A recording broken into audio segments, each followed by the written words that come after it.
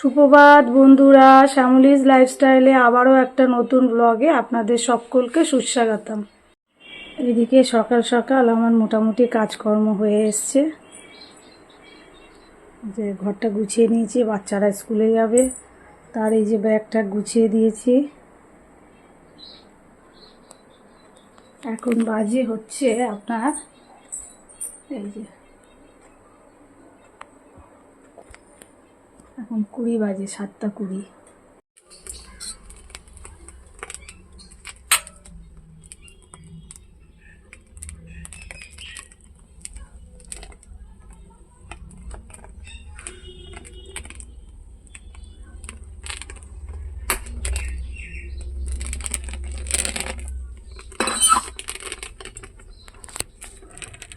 তো এদিকে আমার লক্ষ্মী পুজো করে নিলাম। আজ তো বৃহস্পতিবার। ঘর পেতেও নিয়েছি, এদিকে পাঁচালিও পড়া হয়ে গেছে, সব কমপ্লিট। এবার তো যেতে হবে রান্নাঘরে।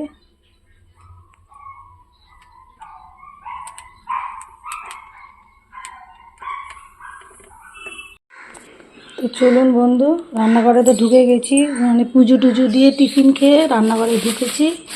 কি এনেছে বাজার থেকে সেটা দেখি। পটল আর কলমি শাক আর নোটে শাক, কলমি শাক আর নোটে শাক, আর আছে বেগুন। চলুন কী দিয়ে রান্না করি কি দেখা যাক।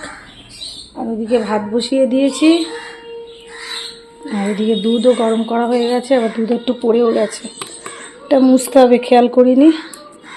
যাই হোক চলুন এবার রান্না বসাই, নাহলে অনেক দেরি হয়ে যাবে আবার। এদিকে সবজি দিয়ে ঝোল বানাবো মাছের, তাই জন্য কলা কেটে নিয়েছি। কলাতে কিন্তু প্রচণ্ড আয়রন, সুতরাং কলার ঝোলটা খুব দরকার খাওয়া মানুষের। যাই হোক, বাচ্চাদের তো পুরো কলাটা দিলে তারা খেতে চায় না, ওই জন্য যদি ঝোল করি ঝোলটা খেলে আয়রনটা যাবে, তাই জন্যই আর কি কলা দিয়ে ঝোল করছি। আলু আর এদিকে মাছ ভাজি, আর তার সঙ্গে দিয়ে দিয়েছি পটল। আজ তো বৃহস্পতিবার, পুজো টুজো করে অনেকটাই দেরি হয়ে গেছে, তাই ভাবলাম কড়াইতে তো জায়গা রয়েই গেছে, তাহলে একটু একসাথে বসিয়েই দিই। আসলে বন্ধুরা, আমাদের সবসময় চেষ্টা করতে হবে খুব অল্প টাইমে রান্নাবান্না শেষ করতে। মানে কোনো দিন যদি আমাদের দেরি হয়ে যায়, ধরুন আদার্স কাজগুলো তো কোনোটাই কম নয়, মানে রোজকার কাজ আমাদের রোজকারই করতে হয়। হ্যাঁ, যদি ধরুন খুব দেরি হয়ে গেছে, আমাদের নিজেকে বুঝে নিতে হবে যে কিভাবে কাজটা করলে বা রুটিনটা সাজালে আমাদের তাড়াতাড়ি কাজটা হবে। তা না হলে তো মাঝে মাঝেই তো আমাদের দেরি হয়ে যায়, তাহলে রোজই আমরা পুরো সারাদিন কাজ করতে করতে একদমই রেস্ট নেওয়া হবে না। আমাদের তো কাজটা বেশি, মেয়েদের কাজটা একটু বেশি আছে। ছেলেরা যতই ইনকাম করুক অবশ্যই তাদের কষ্ট আছে, বাইরে গিয়ে ইনকাম করে, কিন্তু মেয়েদেরও কষ্ট আছে। মেয়েরাই যে এতটা মানে সামলায়, তাতে করে মেয়েদের ভালোই কষ্ট আছে।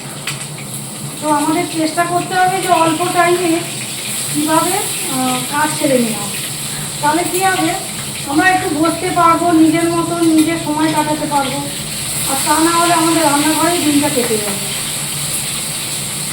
এই কারণেই আজকে ভাবলাম যে আজকে তো আমার দেরি হয়েই গেছে, আর এদিকে কড়াইয়ের মধ্যে তেল দিয়েছি, একটু জায়গাও হয়ে গেছে। পটলটা তো মাছের ঝোলের মধ্যেই দেবো, আর ভাতটা ভালো করে ভাজতেও হবে, তাই জন্যই একসাথে দিয়ে দিই।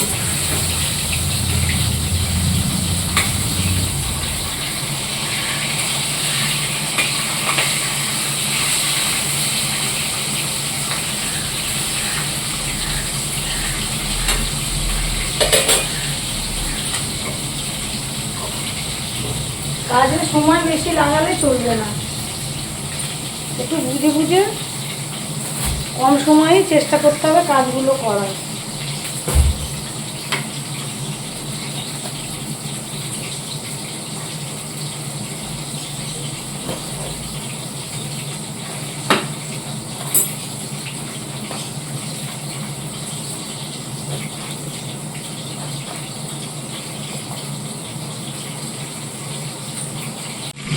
আর এই দেখুন মাছ ভাজা, মানে মাছের ঝোলে দেওয়া পটলটা আমার বেশ সুন্দর লাল লাল করে ভাজা হয়ে গেছে।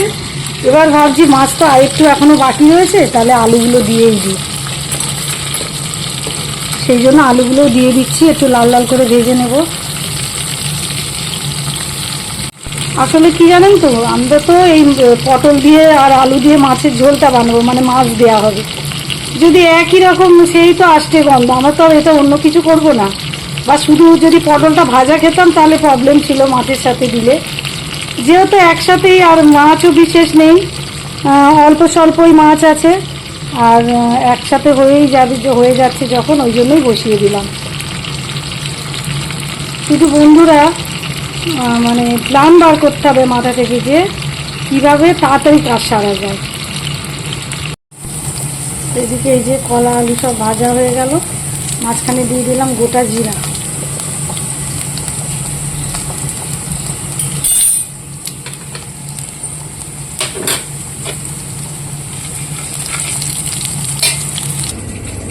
আর এদিকে একটা মশলা বানিয়ে নিয়েছি, এই যে হলুদ, লঙ্কা গুঁড়ো, ধনিয়া গুঁড়ো, জিরা গুঁড়ো।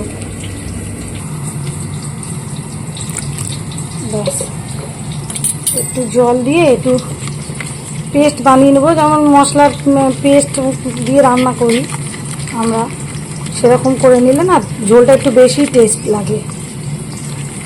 এখানে একটু জল দিয়ে গুলে নিলাম। ব্যাস, এবার দিয়ে দেবো, হয়ে গেল। কত সোজা হয়ে গেল বলুন তো। আমার যখন কড়াইতে জায়গা রয়েছে, হ্যাঁ, মাছ দেওয়ার পরে ফাঁকা রয়েছে, তাহলে বেকার সময়টা নষ্ট করবো কেন, তাই না? সেই জন্যই একসাথে দিয়ে দিয়েছি, দেখলাম ভালোই। আমি এর আগে কোনো সময় করিনি, আজকে চেষ্টা করলাম, যেহেতু দেরি হয়ে গেছে তো দেখছি ভালোই সুবিধা লাগলো, অনেকটাই তাড়াতাড়ি হলো।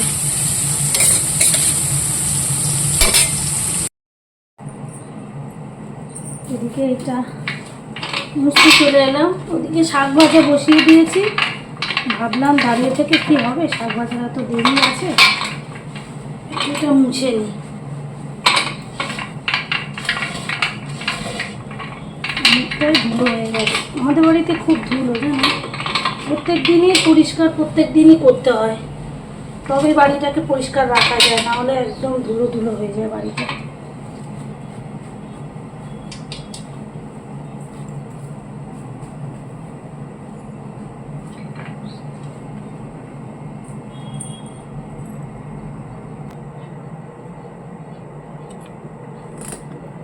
এই যে আমার এই কোণটাতে এটাকে রাখি, একদম ঢোকার মুখে।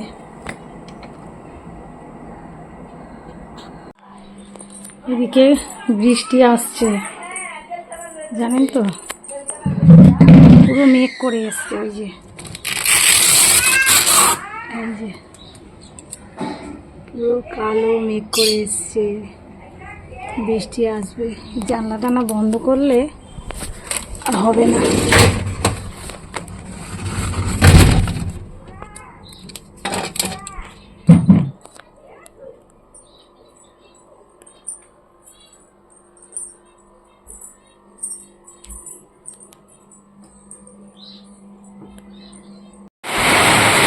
এত জোরে বৃষ্টি এসছে দেখুন, আবার তার মধ্যে এসে গেছে রোদ্দুরও উঠেছে, এই দেখুন, দেখছেন কতটা রোদ্দুর উঠেছে। ওদিকে মুষলধারায় বৃষ্টি হচ্ছে।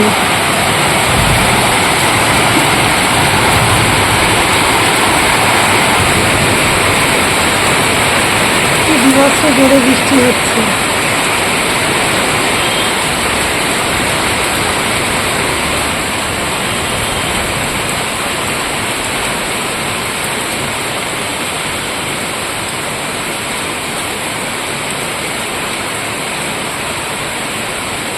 ভাগ্য ভালো মাঝখানে জামা কাপড়গুলো মেলে দিয়ে এসেছিলাম, এই যে দেখা যাচ্ছে, এগুলো ছিল সব বাইরে মেলা। আমার যে কাঁচার দিদি সব বাইরে মেলে দিয়েছিল, আমি গিয়ে আর কি তুলে নিয়ে এসেছি, তুলে ভেতরে মেলে দিয়েছি ছাউনির তলায়। এই দেখুন রোদ্দুর পড়েছে, দেখছেন, এই দেখুন কত রোদ। আমি জানি না বোঝাতে পারছি কি, এই যে দেখা যাচ্ছে পরিষ্কার। রোদ্র উঠেছে দেখছেন, এই যে বৃষ্টিও হচ্ছে আর এদিকে রোদে রোদ চতুর্দিক। এই দেখুন ভালোই রোদ্র উঠে গেছে দেখছেন, কত জোরে বৃষ্টি হচ্ছে, আবার রোদ্রটাও আছে সমানে।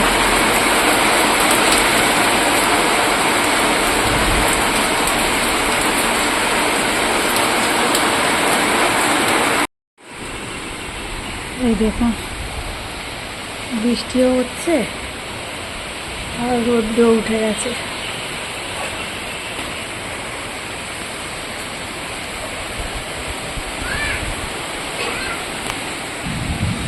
এই দেখুন আমাদের আশফল গাছের আশফলগুলো ঠিক এই সাইজের হয়েছে।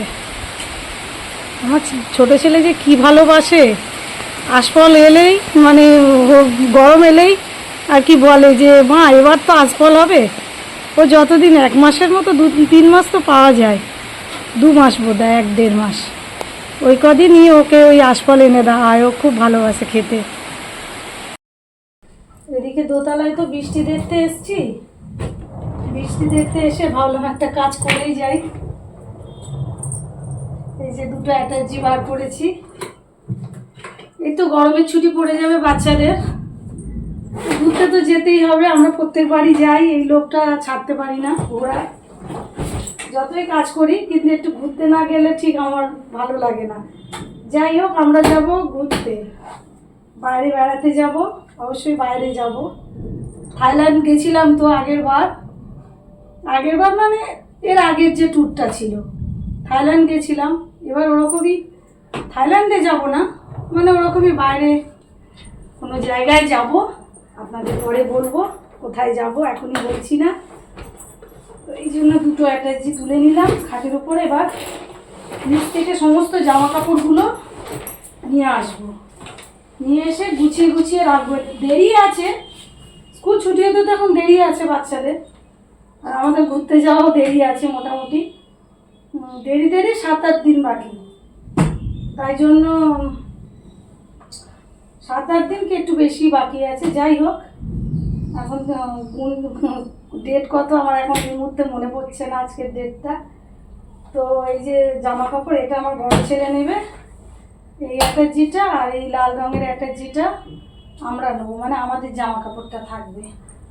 যাই হোক এগুলো বার করে রাখলাম। এবার নিচ থেকে সমস্ত জামা কাপড়গুলো একে একে নিয়ে আসতে হবে, কারণ নিচে না এইগুলো গোছাতে গেলে খুব অসুবিধা হয়। 2-3 দিন তো আমি গোছাই, 2-3 দিন ধরে, বেশ কিছু দিন ধরেই আমি গোছাই। এবার কোনটা কোনটা লাগবে কোনটা কোনটা লাগবে না, ওরা আমার তো পছন্দের সব নয়, আমি বার করে দিই। এবার ওদের যা যা পছন্দ ওরা নিতে থাকে গুছিয়ে, তো ওই জন্যই সব গুছিয়ে এখানে কিছুটা রেখে গেছি, এই যে কিছুটা আয়রন করে রেখে গেছি, আর সব রয়েছে ওগুলো আনতে হবে, ছেলেদের দিয়েই নিয়ে আসবো।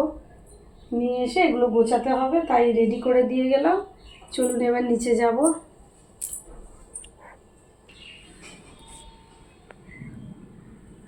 তো চলুন বলে দিই কি রান্না করলাম। এই যে বেগুন ভাজা আর শাক ভাজা, আর এই যে মাছের ঝোল, ব্যাস আজকে এটা দিয়ে আজকে দুপুরে খাওয়াটা সারবো। তো tata, bye bye, see you again, আবার দেখা হবে নেক্সট ব্লগে, টাটা।